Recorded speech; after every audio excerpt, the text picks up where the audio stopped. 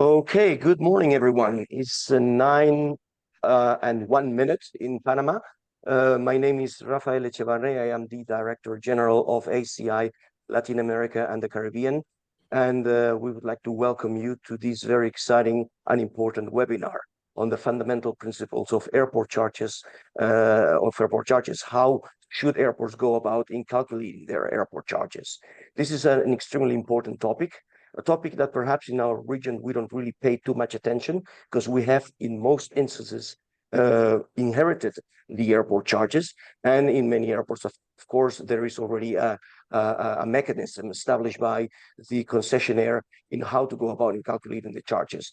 But we believe that every single airport, no matter how big or small, should actually go ahead and do the exercise of actually calculating their charges, or at least have an idea of what their charges should be from a theoretical point of view. So for this, we have today, I'm very excited to introduce two very knowledgeable and experienced economists, airport economists. We have Slava Cheglatnoev, who is the Director of Economics at ACI World. He is basically in charge of developing the policies for ACI worldwide on airport and economic matters. And of course, we also have here today with us Patrick Lucas, who is the principal at Airport Economics, who used to hold the position of Slava and my own position a few years ago, and who is also extremely experienced. And I can tell you without any doubt that they are probably the two most distinguished airport economic specialists in the world. So without further ado, I'm very excited because not only are they very good, but also I consider to be very good friends. I'm sure that this will be a very interesting session for all of you. It will be followed by some Q&A, a Q&A session. And I will now pass on the word to my good friend and colleague, Carla Gaitan, who will tell you how the webinar will proceed. Thank you very much.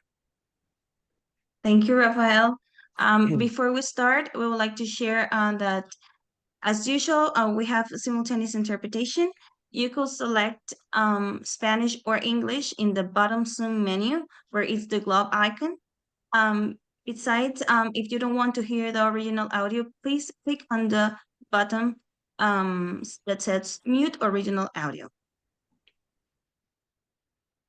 And as can you recall from other webinars, the chat function will be disabled. So if you want to ask the speakers any questions, please send your questions to info@aci-lac.aero, and we will ask the questions at the Q&A session. Now I will give the floor to Slava. Very good. Can you see my screen? Let me stop sharing just in case. Are we good? Yes. Fantastic. So, first of all, thank you, Rafael. Thank you, Carla, for such an introduction and a warm welcome. Always a pleasure, and thank you for having us here today. Buenos dias, amigas. Good morning to all of our colleagues across Latin America and Caribbean region. So let's get started. Every minute, over 120 aircraft take off or land somewhere in the world. This means airports globally handle more than 170,000 movements and carry over 12 million passengers each day. Yet in 2023, airports earned just $11 US in aeronautical revenue per passenger, while spending more than $16 US to serve them.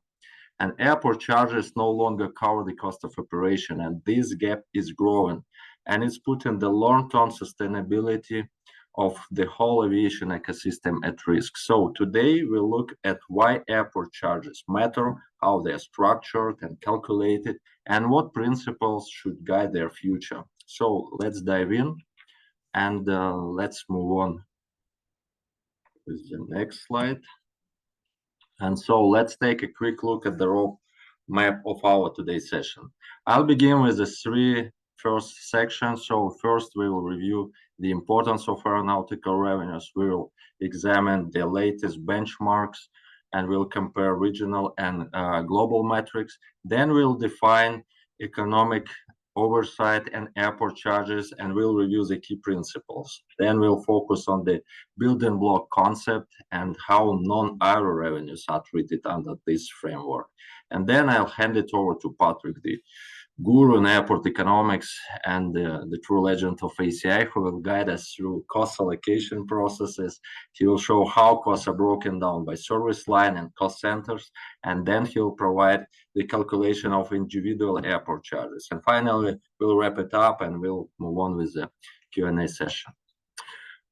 And at the very beginning, we just want to emphasize that ACI World is a source of credible data, right? And this session is built on our flagship airport economics report and KPI economics report, covering more than 1,000 airports, over 7 billion passengers, 83% of global passenger traffic. And additionally, we also refer to the latest ICAO policies and manuals and other trusted sources like Jacobs or Frontier Economics and IATA. And let's begin by looking at the importance of airport and aeronautical revenues.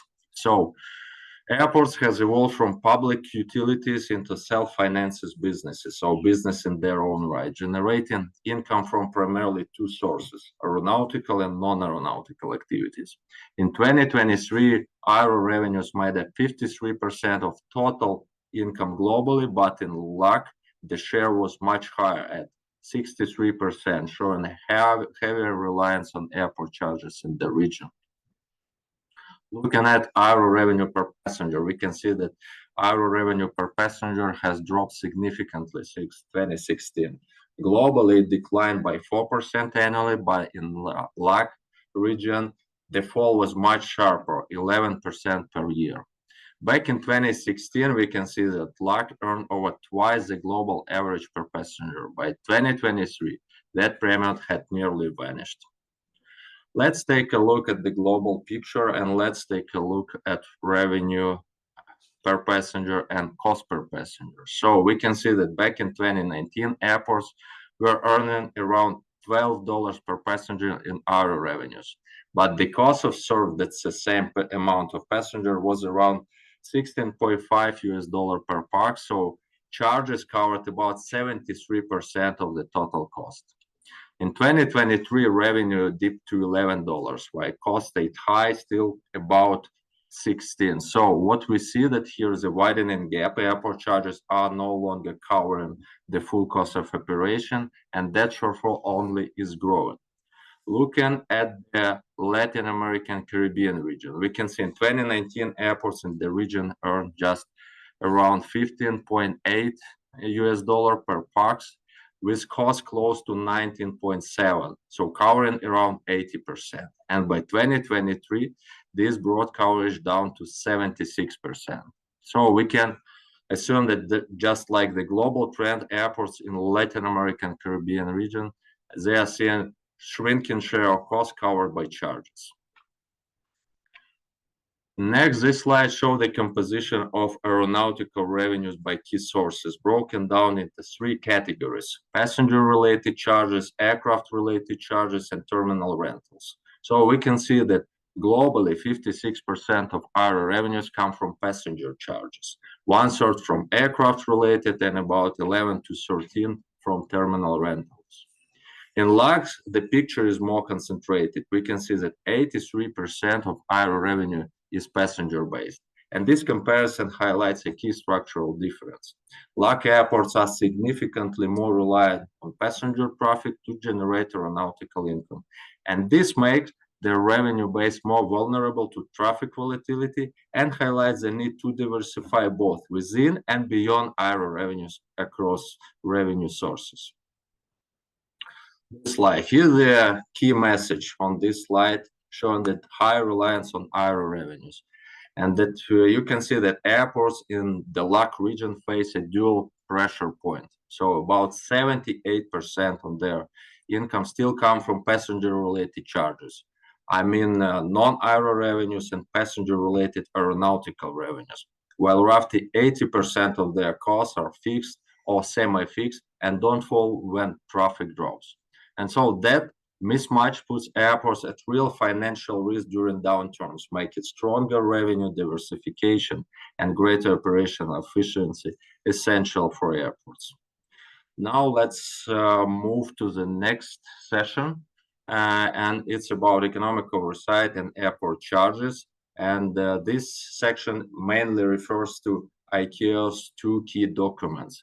First is Docs 9082, ICAO's policy on charges for airports and air navigation services. This document outlines global policy on charges, including cost basin, charging systems, and principles. And also we have Doc 9562, it's ICAO's Airport Economics Manual, which provide technical guidance on the economic regulation and financial management of airports. So these two documents form the international reference framework for airport charges. And at the beginning, let's take a look at how ICAO defines economic oversight, right? So as stated in Doc 9082, it's the function by which a state supervises the commercial and operational practices of an airport. But importantly, this oversight focuses largely on prices charged by airport operators. It can also include things like quality of service and access to markets, but it does not cover areas like safety, environment, or labor regulations. However, there is an indirect link because this area contributes to the cost base used to calculate airport charges, and Patrick will present it in more detail. But so they are still relevant in the context of economic oversight. And the main question is, why is there economic regulation, right? So typically governments intervene when there is a market failure, like abusing of market power in case of airport, to ensure that the sector moves closer to an allocatively efficient or competitive outcome. In other words, regulated is used when there is a need to replicate the condition of a competitive market, especially in cases where natural monopolies exist. And the goal here is to mimic competitive pricing and behavior when actual competition is limited or absent. So, and the approach can vary widely. So it might be light-handed related on competition law, or it could be more robust involving direct regulation or pricing and decision making. And this slide demonstrates that there are two main models of economic oversight for airports. So first one is heavy-handed models, or so-called ex ante. There are more prescriptive thin government-imposed frameworks like cost of service regulation or price caps with X factors, and charges are often determined in advance with mandatory consultation required. And on the other hand, we have light-handed models, or ex post, more progressive in our understanding. These are more flexible and market-driven. Airports can set charges more freely, but under the threat of future regulation if they go too far, right? So, or if they abuse market power. And it's about a balance. So long-term commercial agreements and price monitoring keep things in check. Let's clarify how charges are defined, and more importantly, what they should aim to achieve. So according to ICAO official definition from Doc 9082 is as follows. So an airport charge is a levy that is designed and applied specifically to recover the cost of providing facilities and civil aviation services. This means the charges are traditionally rooted in the supply side only, focus on recovery and operating and capital cost. But that's only the part of the picture, right? So that, and in our, we believe that future of airport charges should consider not just cost recovery, but also market behavior, balancing both demand and supply. Airport charges should act as signals. They should encourage efficient use of airport infrastructure and help prioritize how capacity is allocated. And now let's take a quick look at the main types of airport charges as defined by ICAO. These charges are all meant to reflect the cost of facilities and service provided by the airport. So first we have landing charges. These cover the use and maintenance of runways and airside infrastructure that are typically based on aircraft movement or aircraft weight. And then we have parking and hangar charges applied when aircraft occupy stands or hangars and often used and based on how long and how much space is used. Then we have passenger service charges. So these charges support the cost of terminals, boarding bridges, and other infrastructure directly used by passenger. Then we have security charges.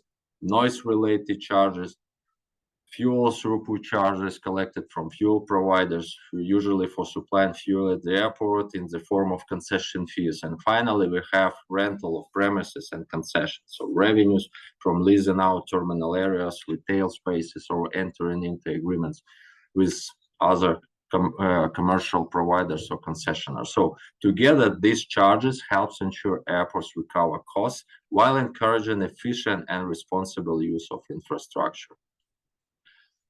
And now let's take a closer look at the ICAO key charging principle from DOC 9082.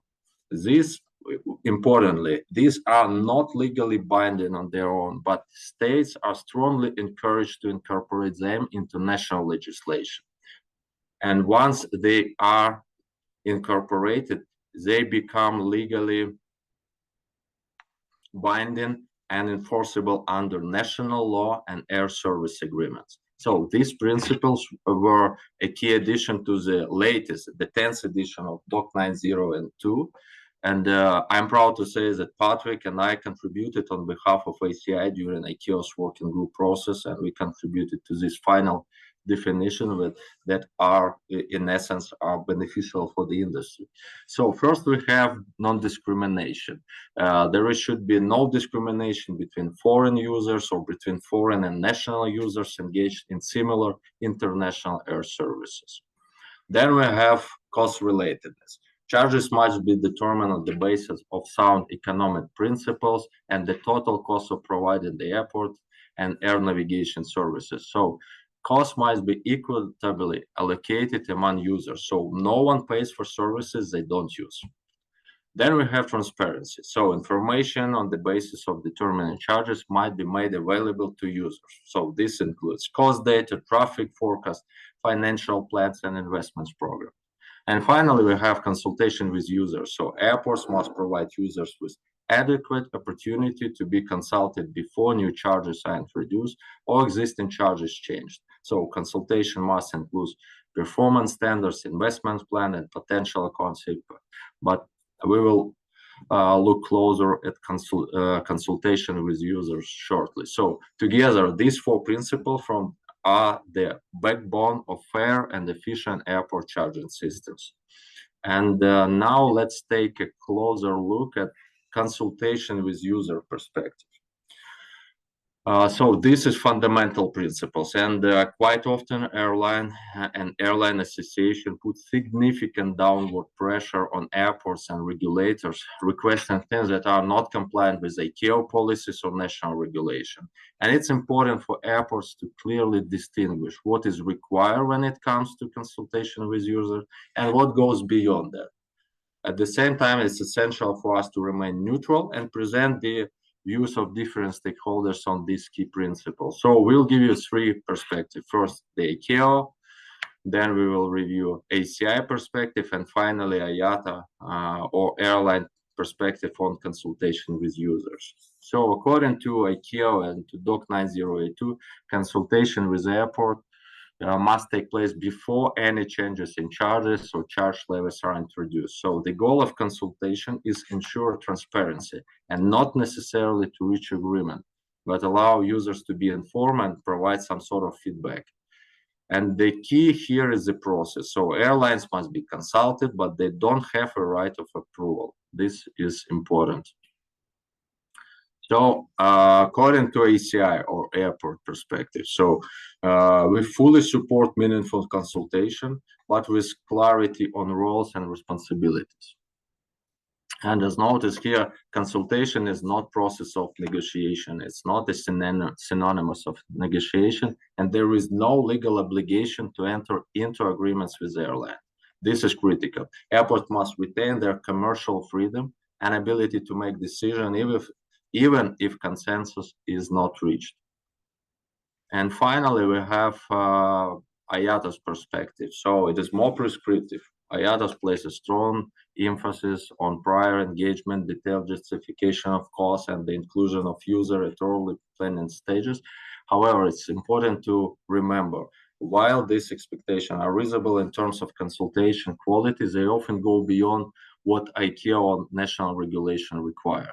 So from ACI standpoint, while we support transparent, good faith consultation, it's equally important for airports to know where their responsibilities end and to ensure they do not compromise their ability to manage and invest in the infrastructure efficiently.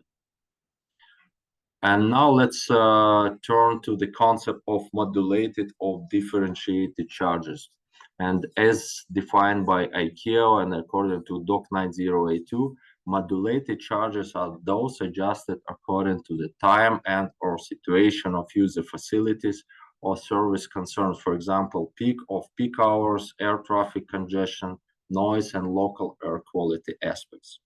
Differentiated charges go a step further, so they allow airports to offer discounts or variation in charges as long as the approach is transparent, non discriminatory, and cost related. And the key idea here is flexibility. So pricing can reflect real operational difference, such as peak versus off-peak, or full service versus low-cost usage. But crucially, ICAO note that this differentiation must align with sound economic principles and regulatory approval where required. And here we can see some of the most common example of modulated or differentiated charges used in practice. For instance, we often see bundle or more often unpackaged or unbundled, right, with the proliferation of ultra low cost carriers. So when it comes to bundles, several services are grouped together versus unbundled charges, which itemize costs like handling, parking, or passenger processing. And also we can see that other types of charges that vary by aircraft type, passenger mix, or even baggage and handling needs. And also there is also price differentiation based on peak and off-peak times, or by service level, like self-service kiosks versus staff counters. And of course, airports may introduce incentive-based pricing, for example, to encourage new routes or services. And we can see, as noted in the bottom, that this list is non-exhaustive. And the key point is that charge modulation, when done transparently and in line with policy, allows airport to better reflect operational realities and support more efficient use of infrastructure. And with that, we are moving to the third part, and it's building block concept. And so let's take a look to frame this approach. So the building blocks model originally come from utility regulation and is widely used by authorities when setting or reviewing airport charges. And it's designed for infrastructure providers that operate as natural monopolies according to conventional approach to airport business, right? Where cost transparency, fair pricing, and investments are essential. So this models matters for all of you and for us that many regulators still apply it, sometimes formally, sometimes as a benchmark. And as airport, we need to understand it clearly, especially when engaging with regulators or defending our charges. So what does it involve? As you see here, we start with a breakdown of the total cost base. We can see that there are operating expenses, depreciation, the cost of capital calculated as regulatory asset base multiplied by WACC, or weighted average cost of capital. And here's a very important point, that the return is treated as a cost. So that's crucial. It means that a reasonable profit or return of investment is not optional. It is recognized with the charge structure itself. And then depending on your local rules or regulation, there must be a till adjustment, either hybrid or single till, which deducts part of your non-aero income. And once the building blocks are in place, we arrive at the required revenue or allowable revenue. So the total amount that airports need to recover. And that's then divided by forecast passenger traffic, giving us a yield per passenger, which we translate into individual charges.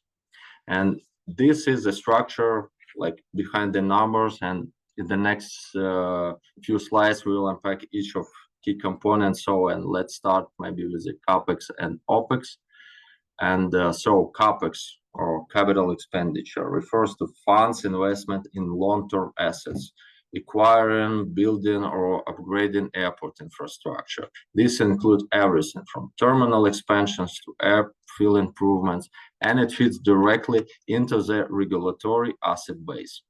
And then we have OPEX, or operating expenditure, that covers day-to-day costs, staffing, maintenance, utilities, insurance, safety, and more. So together, CAPEX and OPEX reflect both the scale of investment and the cost of operation that need to be recovered through charges. Depreciation. Depreciation represents the loss in value of assets over time due to wear, use, or obsolescence. In regulatory terms, depreciation is critical. It compensates airport for the gradual aging of infrastructure and supports future investments.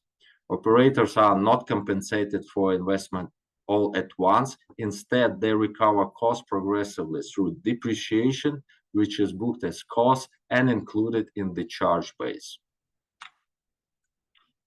And finally, we have the final component, very crucial. It is the cost of capital. It is calculated as WACC multiplied by the RAB. The WACC, or weighted average cost of capital, reflects the minimum return required by investors, debt and equity alike. And it accounts for risk that is aligned with market expectations. And then we have RAB, or regulatory asset base, and it represents the value of the capital stock that supports regulated airport activities. So WACC multiplied by RAB provide the fair return airports are entitled to, and it is treated as a legitimate cost under the building block model. And so this ensures that airport investments remain viable and financeable under the existing regulation. And now let's try to bring it all together with a simple numerical example. So this slide shows the core building blocks: OPEX, depreciation, cost of capital, add up to give us required revenue, and airport need to recover through charges, right? So, but what really matters is what happens when we divide that required revenue by the forecasted traffic. And this is where assumptions matter, or in our understanding, the forecasting is something between an art and the science. And in this example, we can see the total cost base is just under $10 million. And now if traffic is forecasted at 250,000 passengers, the resulting unit charge is $39 per pax.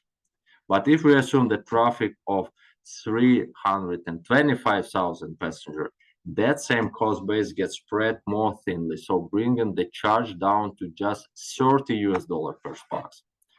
And so what the issue here, right? So the airlines tend to be overly optimistic in their traffic forecasts. And because the higher traffic projections reduce unit charges. And airports, on the other hand, are often more conservative, because if traffic underperforms, the airport still needs to recover costs. And this goes around the forecast assumptions, and this debates between airports and airlines is one of the most critical and contested part of this process, and because it directly affects the final charge level and can impact financial sustainability of airport if forecasts are unrealistic, and this is crucial.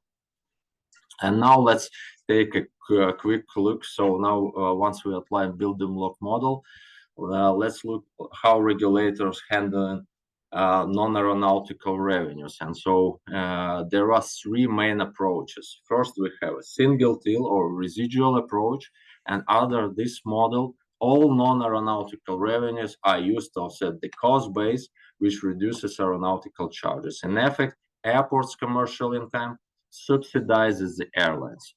And so this approach may have made sense decades ago when airports were seen as more like public utilities, but it's increasingly seen as outdated. So today airports are recognized as businesses in their own rights with commercial risk and responsibilities. And these models fails to reflect that, right? So then we have dual till or compensatory model. So here's aeronautical and non-aeronautical activities are separated. Airports recover aero costs through charges, and retain their commercial revenues. So this better reflects the owner airport business model. It supports reinvestment and gives operators the right incentives. And so this approach that airports and ACI advocate for. And finally, we have a hybrid deal. It sits between the two. It's some sort of compromise. Under this model, a portion of non-aero revenue is offset. Let's say it might be 30, 20, 15%, while the rest remain with the airport. It offers some flexibility, but still reduces the airport commercial autonomy.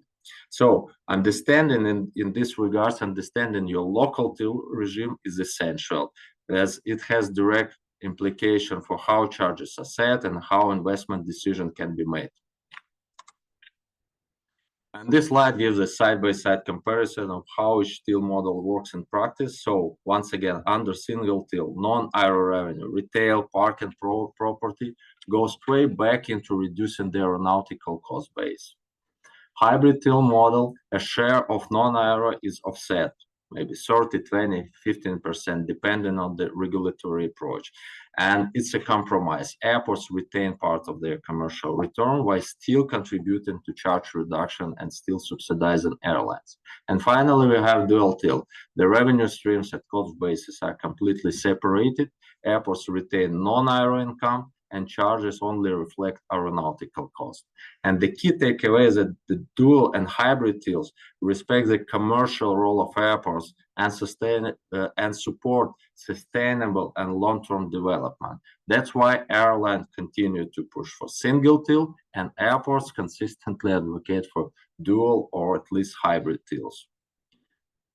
And this is quite a quick snapshot of how this situation looked globally. So despite pressure from airlines to maintain single till, the real world picture tells different story. We can see that only 30% of airports today operate under single till, and the majority, 70%, are regulated under hybrid till or dual till frameworks. But even more importantly, when we look at traffic, almost 80% of global passenger traffic, they goes through airport operated under dual till and hybrid till. Why? Because regulators are increasingly recognizing that airports are not utilities, that they carry risk, make commercial decisions, and need to retain their revenue streams to finance investments and modernize infrastructure and operations. So from a policy and regulatory perspective, the global shift is clear, away from outdated and utility thinking like single till towards models that reflect true nature of airport and as commercial infrastructure providers and businesses towards dual till and hybrid tills. And with that, I hand it over to Patrick, who will cover the cost allocation process. Over to you, Patrick. Fantastic. Thank you, Slava. Very comprehensive, very good foundation for what I will present next. So if I just put in the next slide. If we now look, and it's just basically a little bit of a summary of what Slava just presented. So he presented the building blocks. We're now going to build on those building blocks to develop the individual charges. So what we have to do there is basically a cost allocation process. So we started off first with the, excuse me, I'm just going to close an application. We started off first with the regulated asset base, the CapEx, right? And then you have the cost of capital. This is in fact linked to the financial building blocks. And Slava did an excellent job of going through it all. That is the type of information you find basically in financial reports, in financial statements. So we have to move from what is called the financial accounting to the managerial accounting, okay? And so how do we do that? Well, we have to set up the different aeronautical cost centers, but also the non-aeronautical cost centers. And we have to then link that to different service lines, okay? And the different service lines have to do with the individual charges. And Slava gave you kind of a little hint on some of those charges and some of the ICAO definitions. Now, this is an example of different charges. It does vary across the globe. Some of the common ones do relate to landing charges, which is a weight-based type of formula. You have parking charges. You also have passenger-based charges as well, right? And then you can see some of the other ones. So we're going to focus now on 3 and 4. So moving from the financial accounting to the managerial accounting. So what is a cost center, right? So if we move to this managerial accounting framework, we have to have these cost centers. And we're all familiar with this in our day-to-day jobs, right? You may be a part of a specific department. That department has a specific budget associated with it, right? You might be in the marketing department. And the question there is, well, how do we allocate the marketing budget, or OPEX, the operating expense, to aeronautical activities and non-aeronautical activities, right? How do we do that from an accounting perspective?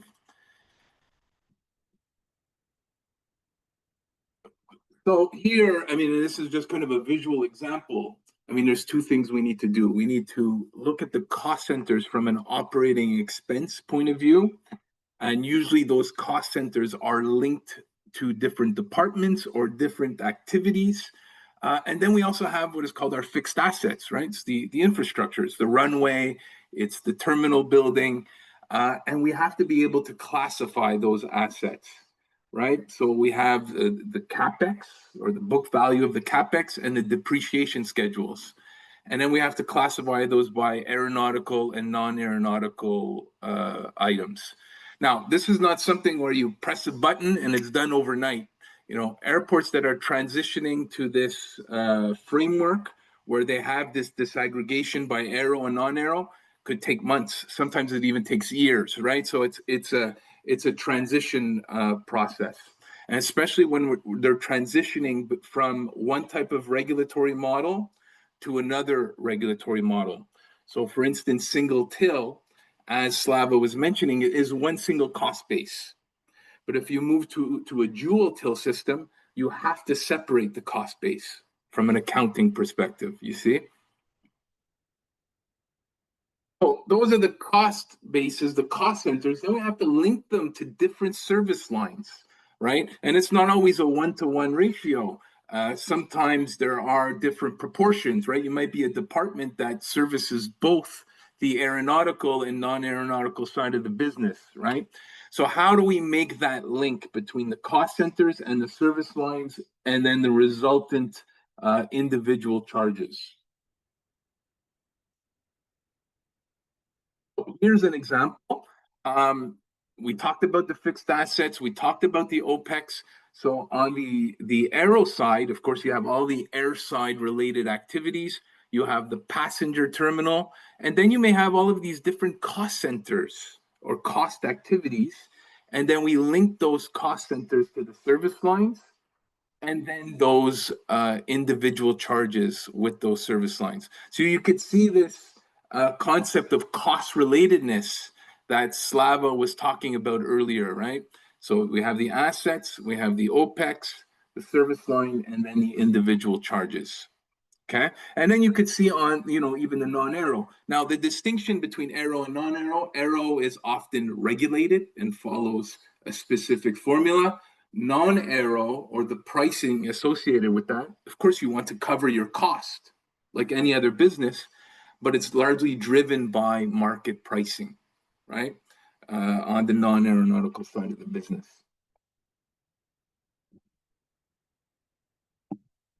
So here is a visual representation of what we mean by the cost allocation. In some cases, it's very clearly distinguished what is aeronautical and what is non-aeronautical. And this is an example. But what about engineering, maintenance, project management? Where do we place them? Well, we have to come up with a method for that cost allocation process, right? So there's areas that we know are on the airfield, and then other areas that are more passenger related or commercial related in the terminal. So here's some rules of thumb. It's a bit of a playbook starting off with the most ideal scenario. So step one, and then you have step two. So step one is, direct managerial accounting. Like I said earlier, we know this is non-aero. We classify our assets, our OPEX according to this. Then we know the non-aero, perfect. What do we do with the middle area? Well, the middle area, we then see from a time-based, it could be from a staffing point of view. How much staff is devoted in a given period, so in a year, to that specific activity. It could be a spatial consideration, right? So in the terminal, how much is dedicated to non-aeronautical activities? How much space, the food and beverage, the commercial, the travel retail is for non-aeronautical, and what, and then in terms of the rest of it, baggage processing, all of these other activities, check-in related to aeronautical activities, right? So we do it from a spatial point of view and apply that percentage to the value of those assets, you see? Then a third scenario, and this is more of kind of a short run estimation point of view, is you use revenue-based allocators. So if you have a 60-40% split between aero and non-aero, you apply what is called the 2/3 rule, right? Because we know that aeronautical revenues are not, or non-aeronautical revenues are not directly proportional to non-aeronautical costs. It tends to be a bit lower, right? There will be a margin there, a profit margin. So you apply the 2/3 rule. So in this case, with a 60-40% split in terms of revenues, you end up with more like a 27% split in terms of non-aeronautical costs, and then the residual for aeronautical costs, right? But that is more like the last resort, and it's more for short-term estimation purposes. So here's an example, a very kind of micro example to think about. You have these different cost items, and again, like maintenance staff, they're catering to multiple needs and multiple cost centers across the airport, right? So we use the example here of the cost of air conditioning, and then we make that link to the different service lines. Well, we know the air conditioning is in the terminal, so it's for the passengers, the passenger processing. We know it's also on the air side. It's also in the concessions, and then it's on some of the real estate as well. Well, how do we divide that up? Well, because we know the costs associated now with the the passenger processing, we have those different allocators. Okay. And basically, you apply those allocators. They're called allocators or allocations accordingly. Whoops, apologies. There's a bit of a delay. Oh my God, just bear with me. There's sometimes a bit of a delay. So let's go ahead. And then we were here. Very good. So you have these different allocations. And then you can see that those allocations add up 100%. 100% of that specific cost items. But you do that for all the different cost items, and then that, you sum that up, it comes to 100%. And basically, the price cap or the allowable revenues that Slava was talking about earlier on. So those are the cost allocations. And we talked about the service lines. Now let's move on to the last piece, which is calculating the individual unit charges, okay? Well, we usually see this, and Slava gave a good introduction to this. Some landing charges, they're based on weight of aircraft. Parking time is usually, is usually based on hours of stay, and also sometimes the weight of the aircraft. Sometimes you even have a free set number of hours, and then the hours kick in on an escalating basis, right, to encourage faster turnaround time. And you have all of these different parameters that act as the calculation for the unit charge. Okay. Now, how do we establish these unit charges? Because a lot of economic regulation is ex ante, like Slava was saying, it's predetermined. So this is where the forecasts become so critical. It's highly scrutinized by the airports, of course, by the airlines in particular, and then the regulator to kind of get it right? Because you're trying to predetermine the charges ahead of time. So having an understanding as much as possible about the fleet and the annual tonnage. So understanding that fleet and the different aircraft, potentially that will be operating in the next years. The past is also a good indicator of the future, but this is where the dialogue and the consultations with airlines becomes critical. It's a two-way street. They need to be able to share that information with you as well so that you could plan effectively. And then once you have the estimated tonnage on an annualized basis, then you could also estimate the passengers from that on a shorter term basis. Of course, there's different techniques for forecasting, of course. But this is another area that we need to think about in terms of those load factors on the different aircraft, right? So there's a lot of ingredients that go into building up some of these charges, at least to do it in a very kind of concise, accurate way. So here is again, there's many charges, and I think over time you've had even more detail in airport charges, particularly with the growth of the low-cost carriers, because the full service carriers may take the full bundle of different charges, whereas low-cost carriers want to see every little menu item, and then they may not take something like the Aerobridge or other types of services. But the most typical ones that we see, let's say across the globe, is the landing charge. Like I said earlier, it's based on the maximum takeoff weight, usually parking charges based on some time factor. And then you have the passenger service charges as well. You have the noise related charges. This is, particularly important for those airports that are very close to cities. You see this a lot in places like Europe, but any airport that is close to the city, you may have that. You have the growth of these environmental charges as well in order to potentially curb the carbon footprint. So there's a whole battery of charges that you see at different airports. Transfer passengers at many of the hubs as well is another important one. So here, this slide is a bit dense, and I think we'll be sharing these slides afterwards. But it's just to kind of show you a numerical example of how things are set, right? So we start off with the building blocks, which Slava was talking about, your three core building blocks, your OPEX, your depreciation, your cost of capital. Then you also have your non-aeronautical revenues, which is very important under the single till calculation, right? But we have to go from the financial accounting to the managerial accounting, like we were saying earlier. So you have to separate that between aero and non-aero. So this is the point number 2, right?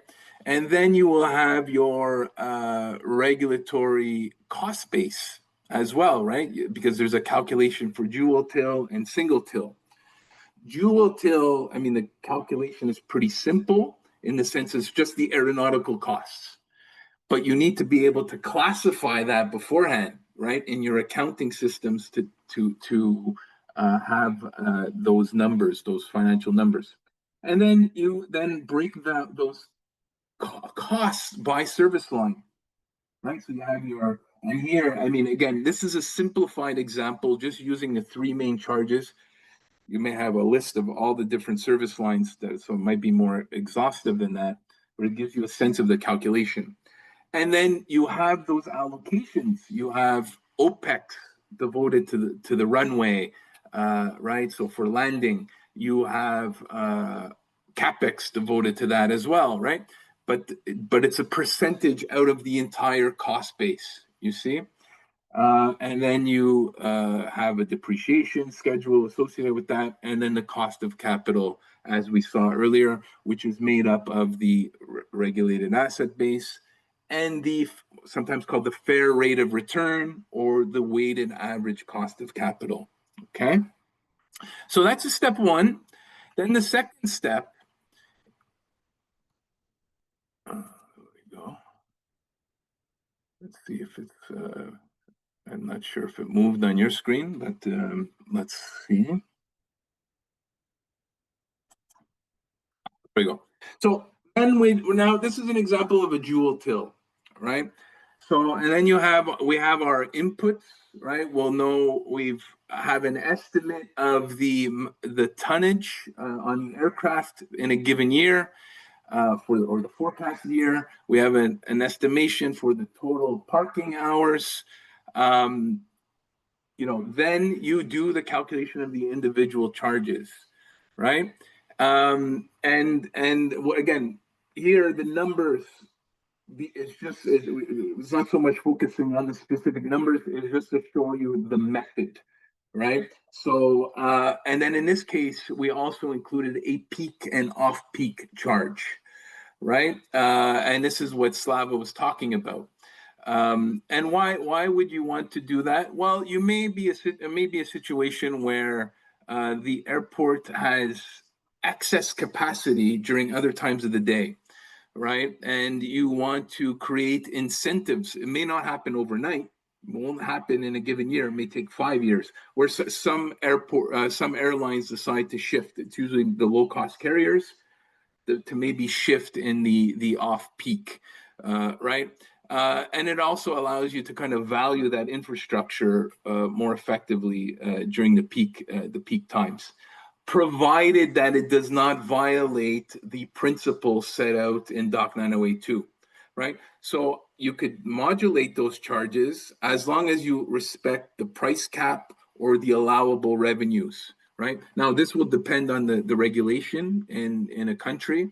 Some regulators will say, yeah, you have full flexibility to price as you wish under the price cap, or at a high level, at least respect the main cost items like the airfield and the passenger terminal, but then you're allowed to modulate the different charges.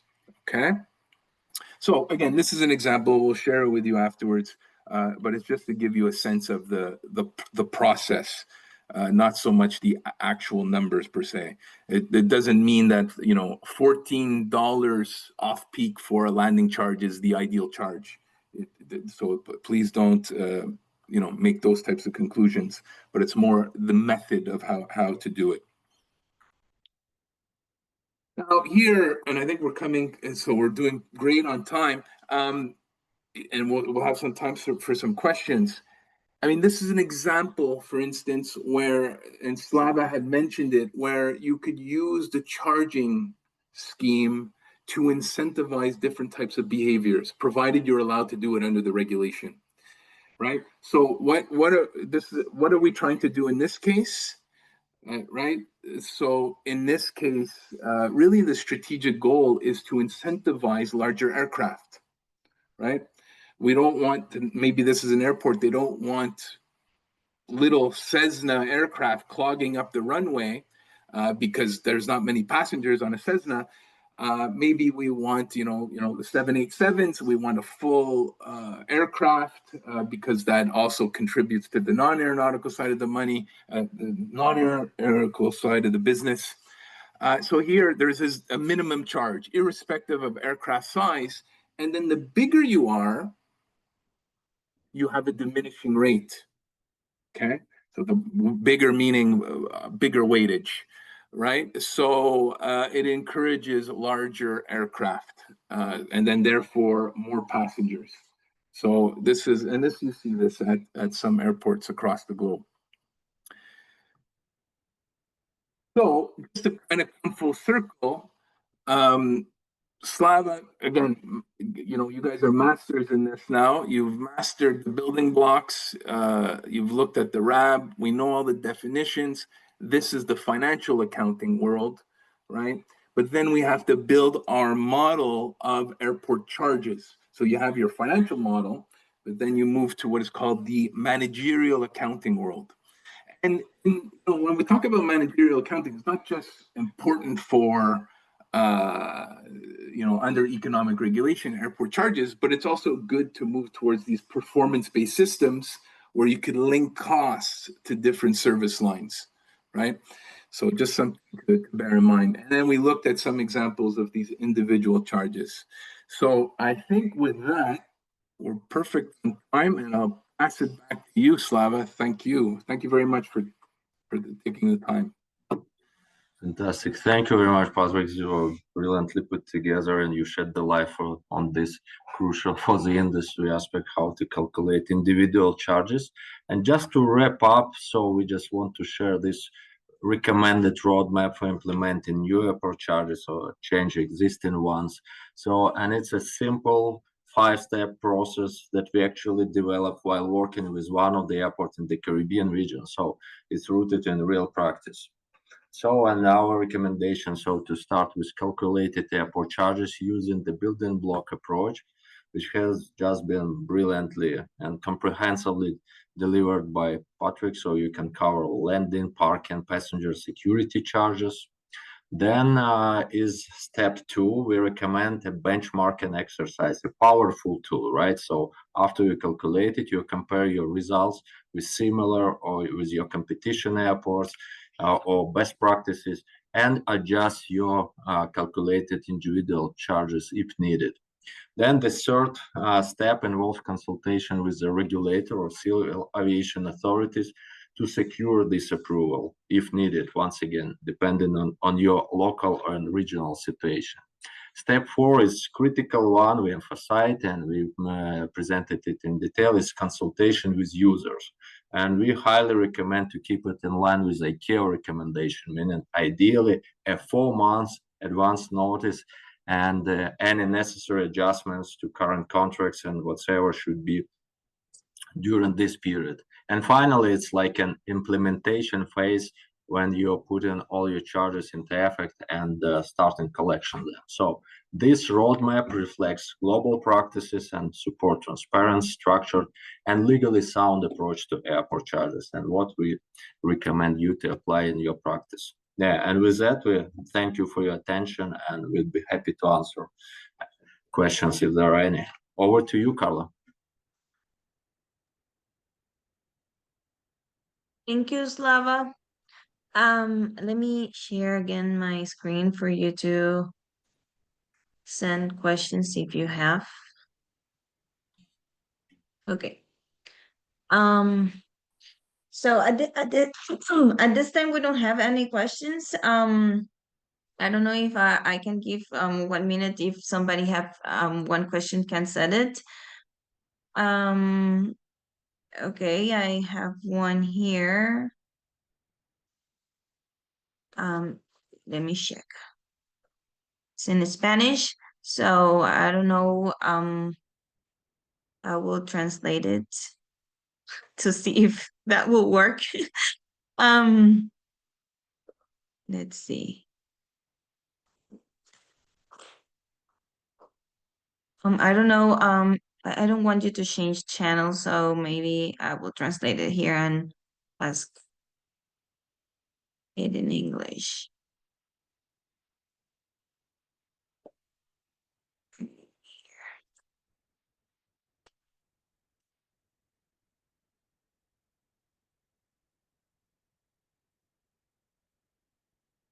Let's see.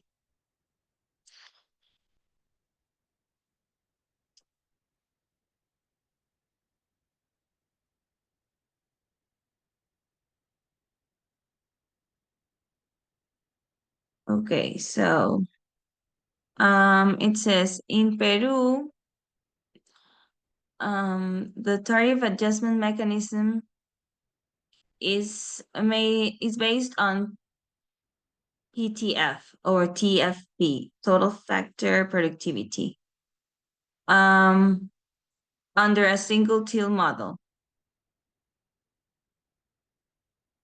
Let me check here because it doesn't.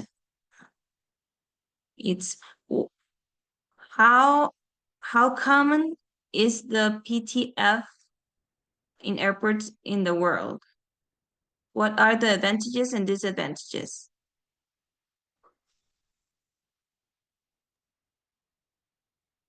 Okay, you want me to start? Slava, you jump in, or how do you want?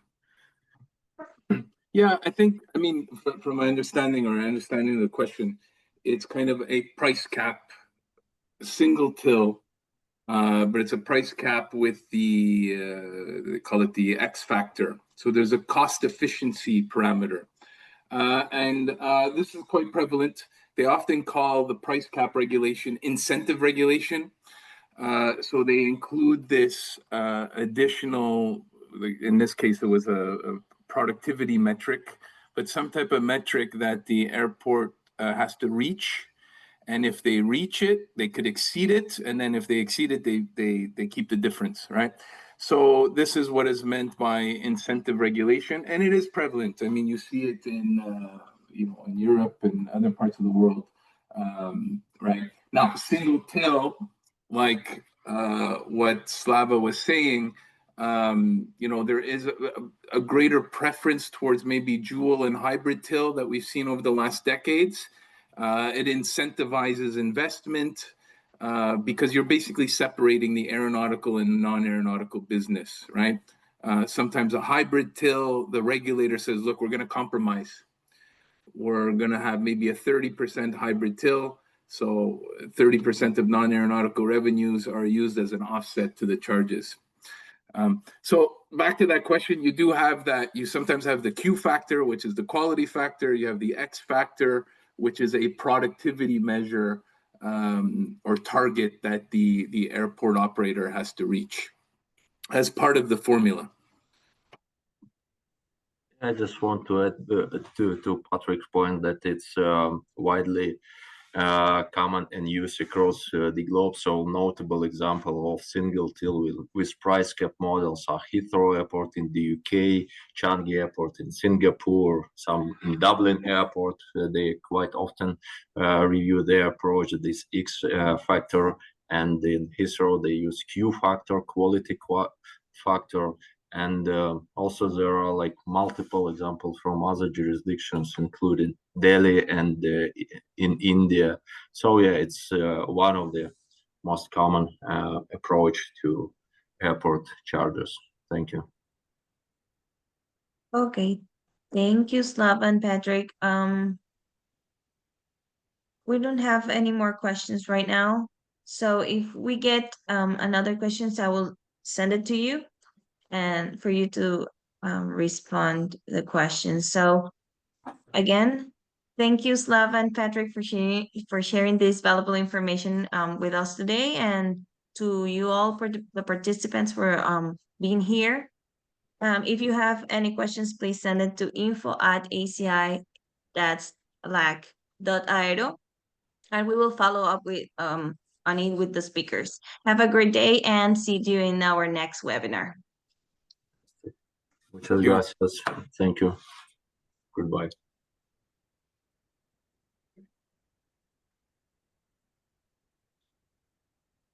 I will stay.